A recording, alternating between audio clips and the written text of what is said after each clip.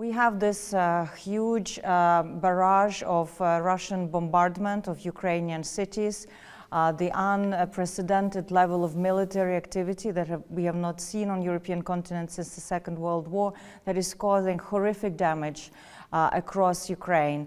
It is damaging people's lives, it is damaging economy, it is damaging infrastructure and environment. So when the war ends, but even now, Ukraine needs to basically start rebuilding its bridges, its mental health issues, its workforce, and also demine its environment and fertile land that produces so much world food.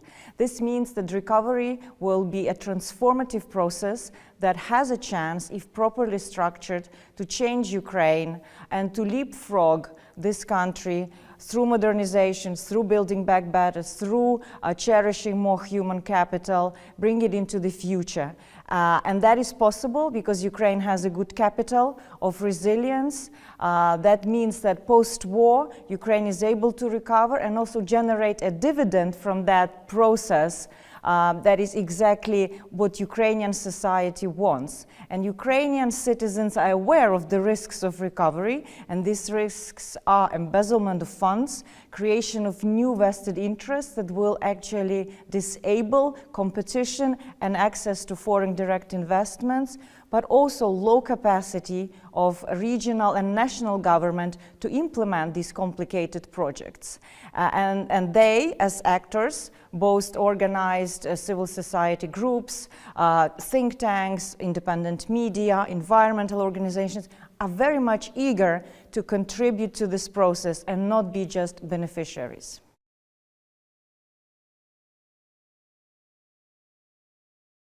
We at Chatham House have been looking at the role of civil society in resilience since 2017. We've looked how, since the first invasion of Russia into Ukraine, various groups responded. And what we have observed is that they very often were the first to come to rescue for internally displaced people, for destroyed houses, for a local government that was grappling with the inflow of IDPs. We also asked Ukrainian organizations themselves, when we ran the survey for this research paper, what they see as their main value added to the process. And they are actually talking about civic monitoring for anti-corruption, but also resilience and social cohesion. And that means that they could bring on citizens on board around community rebuilding, which in the post-war time will be quite important to nurture the civic activism that emerged during the war, and to give people a choice about what kind of projects will be rebuilt, to give them ownership. And some may think that it will slow down, but actually this is very important for the outcome of this recovery, to bring in the country together and to heal.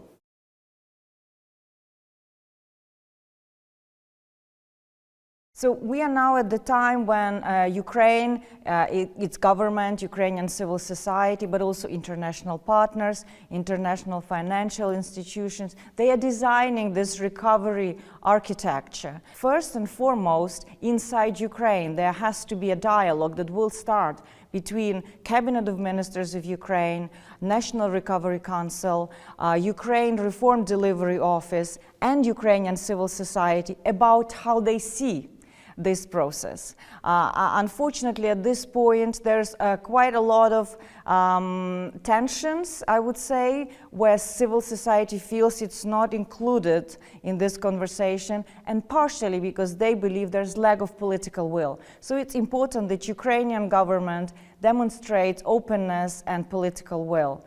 Now, on Ukrainian civil society side, it's important that they understand that they also need to look at the sector itself and see that there is a good quality organizations. They may need some training, but also that the sector is cleaned up from all kinds of fake organizations, politically affiliated groups that may be set up to actually channel some of the recovery funds, and think internally about the self-regulation to sustain the health of non-profit sector. And finally, for funders, it's important that they carve out a very clear role for Ukrainian civil society, meaning that they allocate share of funding within projects for civic monitoring to limit corruption risks, or channel funds directly to viable, high-quality Ukrainian nonprofits that can actually deliver recovery, be it educational services, mental health, local economic development. But that has to happen in this triangle of Ukrainian state, Ukrainian civil society, and international funders. And I think Ukraine has something to contribute with its experience of reform, as we all know it. Ukraine is ready to take ownership, but it's all about how we organize this cooperation that will actually deliver a much needed relief, recovery, and support to Ukrainian people.